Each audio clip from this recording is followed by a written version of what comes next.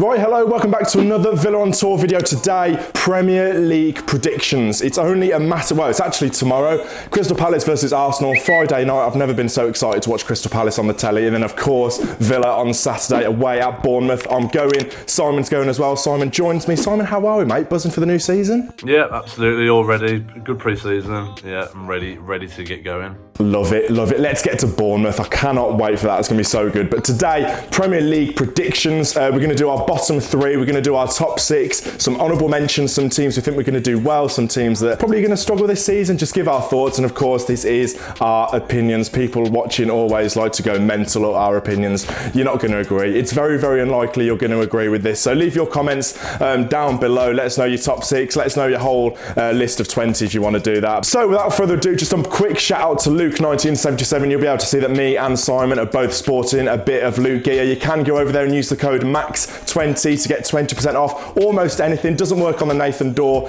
collection, but it works on everything else. So highly recommend that, whether you want some gear for the new season or you're off on holiday. Go over to Luke, grab some new gear, and don't forget to use the code MAX20. But without further ado, let's get into our bottom three. I'm going to kick it off in 20th place with the team that we will be playing on Saturday, Bournemouth. I just cannot see them staying up. We've seen Scott Parker's comments this week where he's talked about we haven't signed enough, we're not ready. Their squad just looks championship, doesn't it? And I just do think they're going to come 20th, which all sets up for them to beat us 1-0 on Saturday. But for me, so I don't know if they're in your bottom three, I presume they are, but for me, 20th place for Bournemouth. Yeah, absolutely agree. Bournemouth were my 20th place as well, and I think just for the main reasons that Scott Parker was talking last week about how unprepared they are for the season. He was talking about how they've now got a worse squad than when they were actually promoted, and I think just looking through the team, they're short on defenders. You can't really see where the goals are going to come from. I mean, I know they've got Solanke and they paid a lot of money for him, and he did have a good season last year in the Championship, and so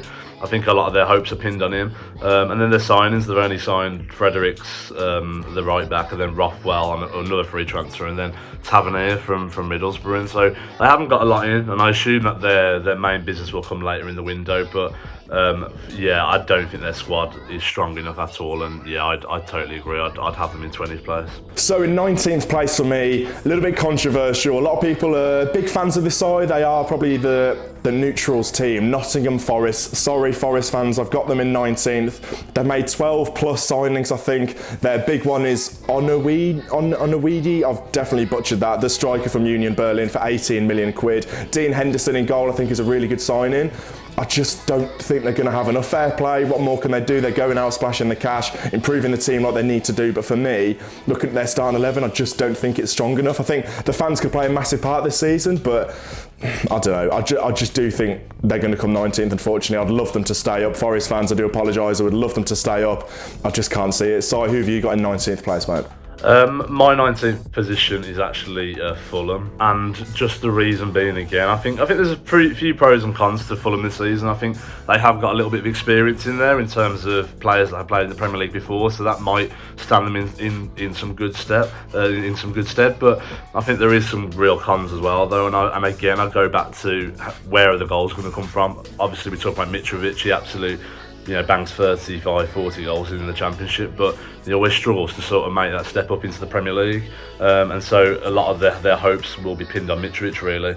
They've obviously lost Cavalier as well, he's gone to Liverpool. And then some of the signings they've made, obviously they've signed Pereira from Man United, they've signed Leno from Arsenal, who is actually a good signing, but I don't feel like they've done enough, and I think it'll be the same old for Fulham. I think they will struggle, and so that's who's in my 19th place. People will see by who I'm going to name in my 18th place. I actually think Fulham will stay up. I like the signing of Leno. I think that's decent for a bargain as well. I like Marco Silva as well, the manager. I think he's done it okay in the Premier League before, struggled a little bit at Everton towards the end, but I quite like him. I think it's about time now, isn't it? We see it with Norwich and Fulham all the time. I just think it's about time for Fulham now, and I'd probably like them to stay up, something different. It's a decent away day. I think they'll stay up, which means in my 18th position, very controversial again. They're going to go mental in the comments.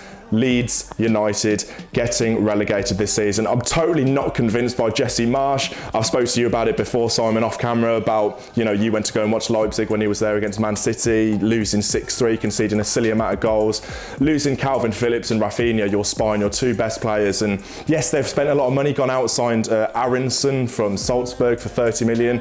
Not convinced, don't know who that is. Another player from Feyenoord for over 22 million pounds. I'm not convinced. I think losing Phillips and Rafinha is just absolutely massive. And again, like I said, not convinced by Jesse Marsch.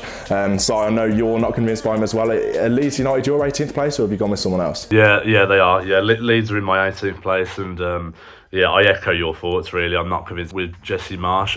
Like you said, I went to watch Leipzig when he was in charge of them, and they really weren't pulling up any trees when he was there. And then they only just narrowly survived when he went to Leeds, and I think it was more by luck than judgment, to be honest with you. And I think looking at their summer activity, you'd worry. I mean, you've lost Phillips, you've lost Rafinha, which are their two best players.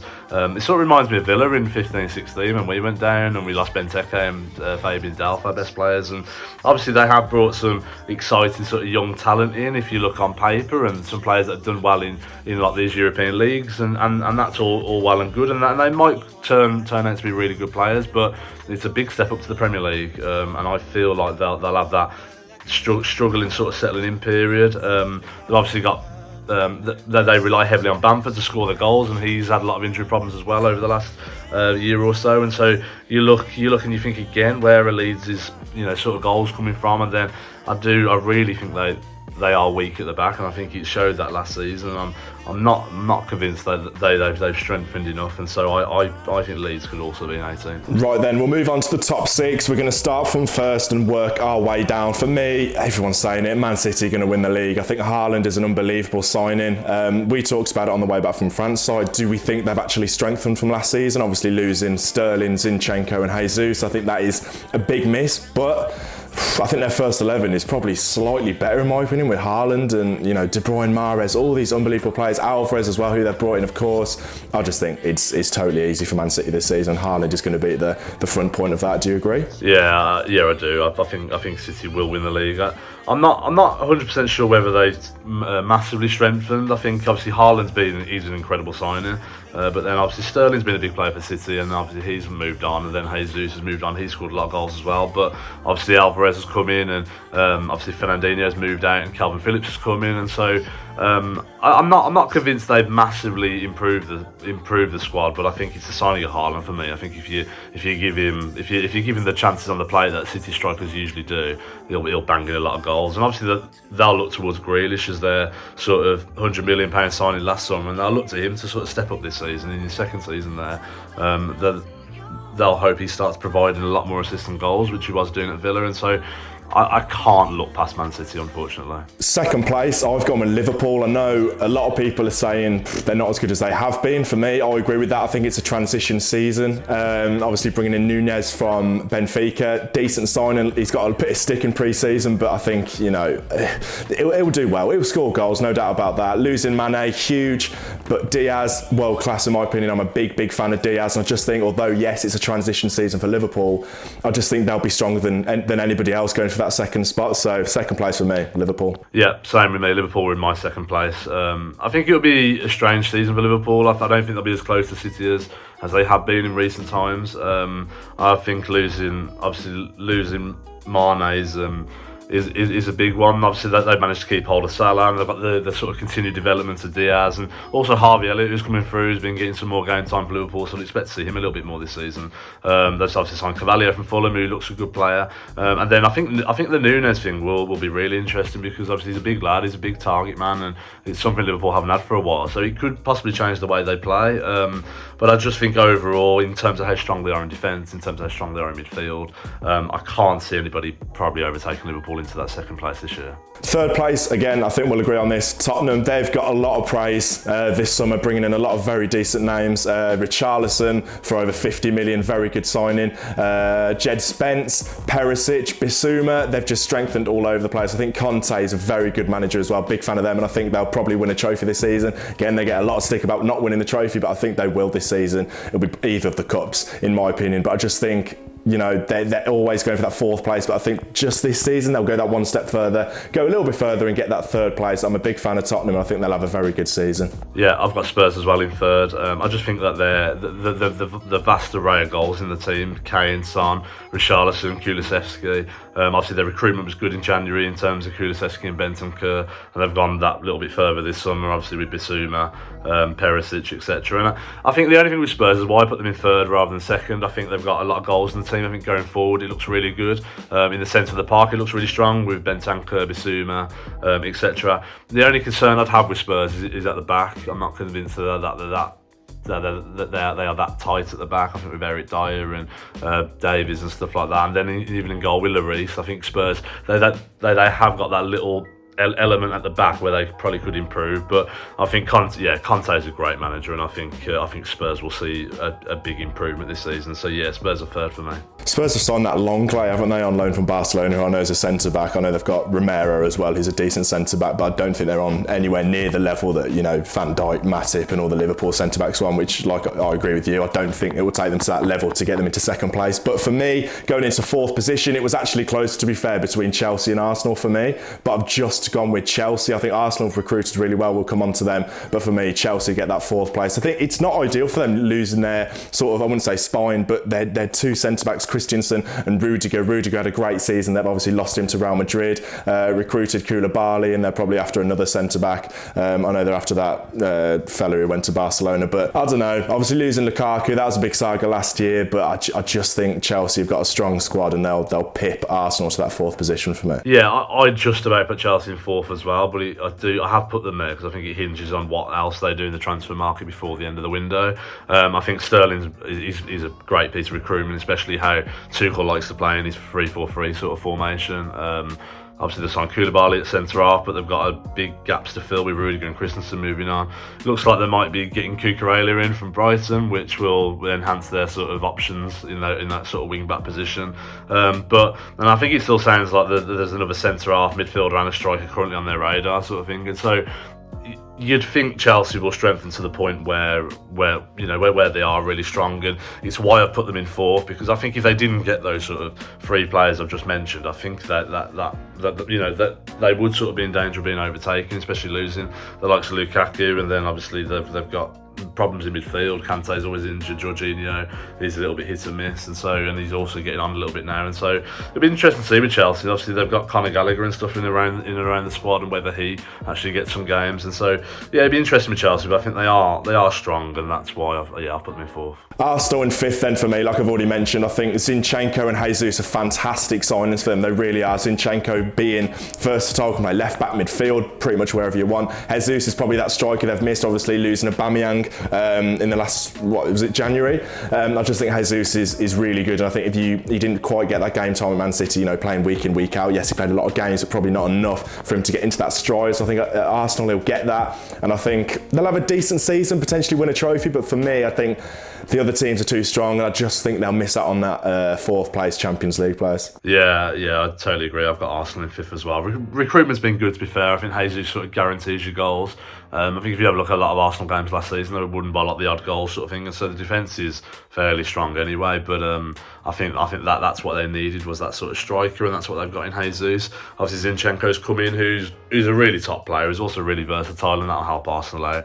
And then obviously they've also got Saliba back, who was on loan last season. It sounds like he's going to form a decent part of Arteta's plans this season. So yeah, I think it'll be a good season for Arsenal. I think, as you say, there might be an opportunity for a trophy, but I don't quite think they'll make top four. We're agreeing on everything pretty much here. We need to be a little bit controversial. But in sixth place, again, we'll probably agree, Manchester United. I think they're crap. They are crap. We played them in pre-season. They chucked away 2-0 lead against us. We scored last minute. They've signed Lisandro Martinez for 50 million. That's pretty much their only big notable signing. I know they've signed Eriksen as well, but is he that game changer? I don't know. I think, Martinez, I can't claim to have watched him loads. Centre back from Ajax. They probably needed a defender, but but the Ronaldo saga as well. Who's going to score the goals next season? I'm really not convinced. Erik ten Hag coming in as well, new to the Premier League, not convinced by him. I don't know. I just think it'll be a really difficult season for Man United. And to be fair, if anyone steps up that game, they could even finish lower than 6th for me. Yeah, I don't know. I think they'll be better under Ten Hag. To be honest with you, I do think they'll be better. But I've got them in my 6th place, and the reason being for it is just because it's going to take an awful lot to overcome the likes of Arsenal, Chelsea, and Spurs, and so that's why for me they're in 6th. I don't see teams overtaking Man United. I think we looked at like West Ham in recent years to try and like challenge them, and I can't see that happening. To be honest with you, I know they have improved the back line with the signing of Martins. I think he'll be a good signing. Eriksen will provide that little bit of creativity in midfield, something a little bit different than what they've already got. It's the big thing with Ronaldo though, really. What do they do with him? Because he wants out. I can't see a club coming in for him, so they need to reintegrate him. That's the problem, and he's going to be the one to score you the goals. And so without Ronaldo, where are the goals going to be coming from? I think that is a big question for Ten Hag, really. And I think the one worry for me, if I was a Man United fan, would be that they still haven't really improved that sort of centre area in terms of defensive midfielder. They've still got the same odd likes of Fred and McTominay, and then obviously I think Ten Hag's hoping to reintegrate Van der Beek back in the squad, but is he really that sort of Man United quality? I'm not 100% sure, and so be interesting with Man U. I do think they'll be better than last season. I think they'll have that little bit more stability this year, and I think they'll be a little bit better, but I can't see much better than 6th if I'm being honest. Yeah, obviously they're after De Jong as well, aren't they? And that saga seems to have been going on for pretty much months and months now. We'll talk about Villa at the end, so stay tuned for our chats about Villa, but I'm just going to pick out a couple of teams now that maybe are probably going to disappoint. I'm going to start with Everton. I think they'll be definitely down there this season. I think who they signed, McNeil, Tarkowski, both got relegated with Burnley. I'm just really not convinced. Me and you went to watch them in pre-season, didn't we, against Blackpool? Blackpool really gave them a run for their money, to be fair, and I just think I'm not convinced by Lampard at all. I think if it gets sticky down Goodison Park, the fans could turn.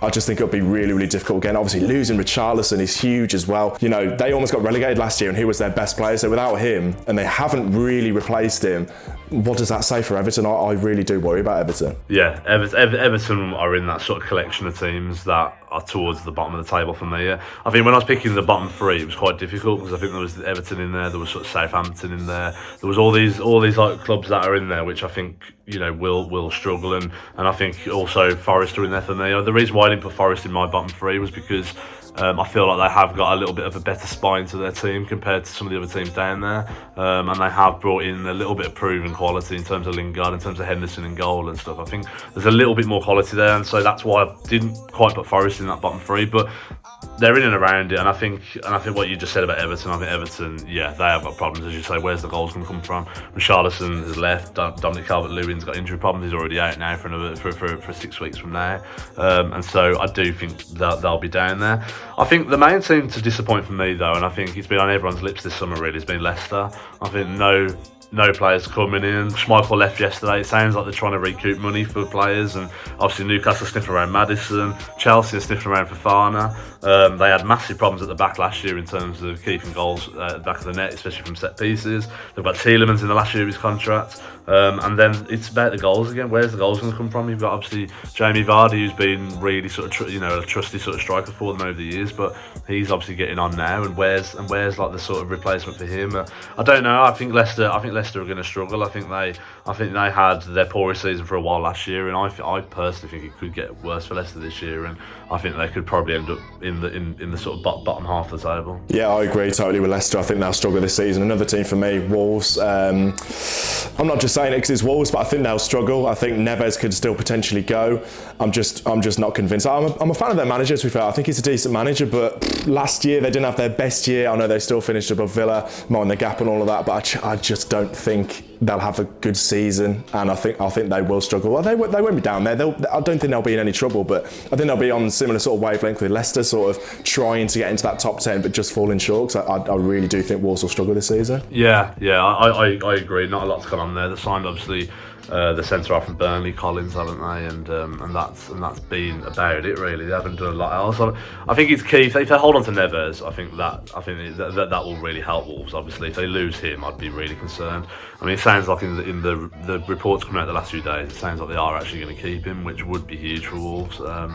But yeah, I think it'll be a sort of a bang average season. But as you say, I quite like the manager. You know, they could pull up a few surprises. It depends on injuries. It depends if they can get the Jimenez firing, etc. And so I think there's a lot of things. But yeah, I'd agree with Wolves that it's a little bit uncertain with them. I've already spoken about Fulham. I think they'll stay up, but there are a couple of other teams maybe of note: Newcastle, West Ham. But we'll talk about them when we move on to Villa now. For me, going to put it out there: where are Villa finishing this season? I'm going to put my neck on the line and say 9th. Would I take 9th? I probably would. Its progression, moving up 5 places in the Premier League, is very decent. I know 14th place was simply just not good enough. I know a lot of people say, yes, since Gerrard came in, we finished 9th, but I'm not having that. Sorry, some of the football we watched last season under Gerrard was simply not good enough, and I think it's the consistency. The consistency is not there. We'll blast a team away like a Southampton 4-0, and then we'll just struggle against Burnley at home. Burnley got relegated, and if you find that consistency, I think Villa could definitely be up there pushing for that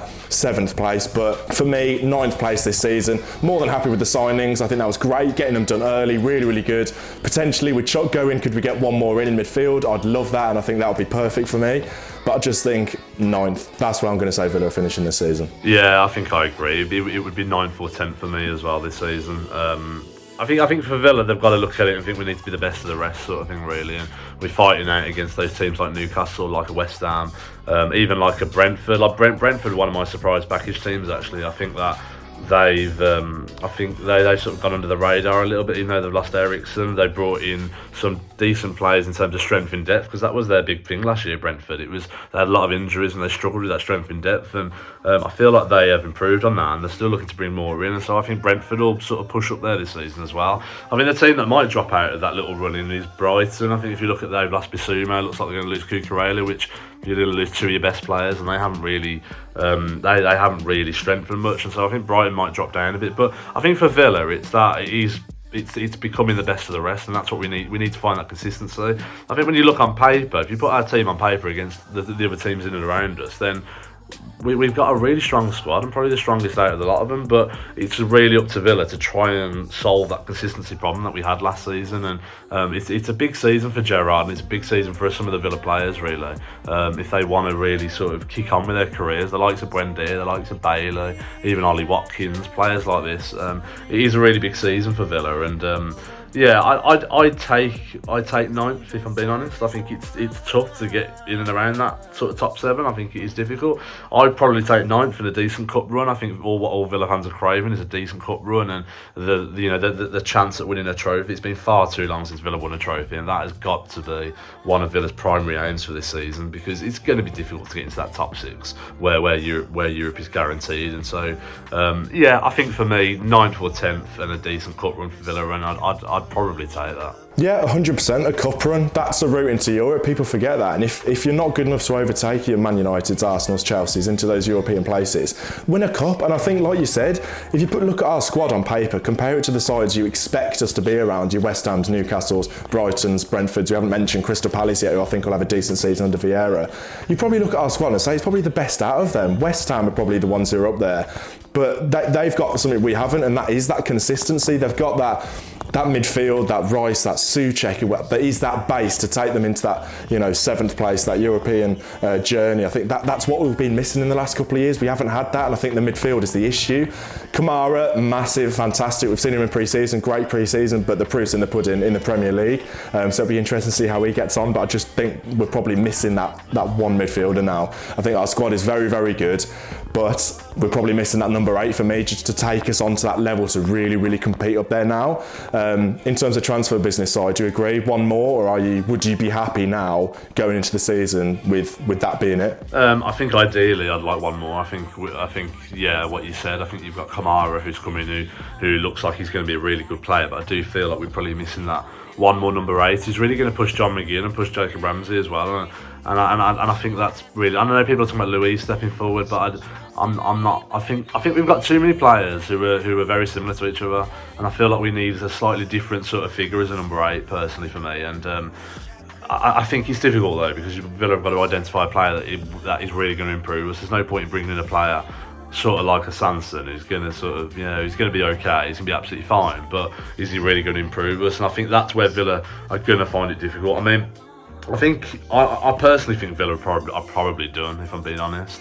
Obviously, I think they will have an eye on the market, and I think with only 3-4 weeks to go at the market, I think it's going to be highly unlikely that sort of 20-30 million pound midfielder is going to come up, to be honest with you. And I think fans will be disappointed by that probably, but I just think, being realistic, Villa aren't going to sign a player who isn't going to improve them. I don't think there's any point in doing that. And so, and I think everyone's talking about a striker. Everyone would love a striker, and obviously we all want a striker who's going to score 15-20 goals in the Premier League, but it's not realistic. It's, there was only two players that scored more than 15 in the Premier League last season, and so it's not realistic. And to buy that, you're going to have to spend 50-60 million, and we're not going to do that. I mean, we've got 4 strikers on our books in Ings, Watkins, who cost a lot of money, and then obviously we've got the Archer and Davis, and who knows what'll happen with Davis, but we know Archer's sticking around, and so I don't see Villa bringing in another striker. In an ideal world, obviously we would, but we don't live in the ideal world, and I think every single Premier League team is probably looking for exactly the same as what we are. So yeah, if I was going to be realistic, I think I'd say another midfielder, but I'm not convinced it's going to happen, if I'm being honest. Let's win a cup. Like you said, it's been far too long. Let's win a cup. I think we're really well suited now to go and win a cup. I do fancy us, and I'm not really too bothered. Obviously the FA Cup would be great, but I'm not too bothered if it's the FA Cup or League Cup. I don't care. I just think our squad now, and I fancy Gerrard will do well in cup competitions, and he said it already. It's a priority for him now. Look, it's a route into Europe. Let's win a cup, and I'd absolutely love that. In terms of signings, I think Chuck going is decent. I mean, I'm shocked at the revenue we'd get for that. 15-20 million for an 18-year-old who has failed to impress in the Premier League. No doubt he's a very good player, and he'll probably go on to do well, but at the stage he's at now, 15-20 million, and in not wanting to be at Villa. Happy days, but we'll leave it there. Thank you so much, Simon, for coming on. Give us your thoughts. Really appreciate it, mate. Let us know your thoughts down in the comments as well. Your top 6, your bottom 3. Obviously the majority of people watching this will be Villa fans. Let us know what you think of Villa this season. If you're not a Villa fan, let us know who you support and what you think will happen to your team this season. But without further ado, thank you so much for watching. Please do leave a like on the video, subscribe to the channel if you are new. Bournemouth on Saturday, buzzing for that. Up the Villa.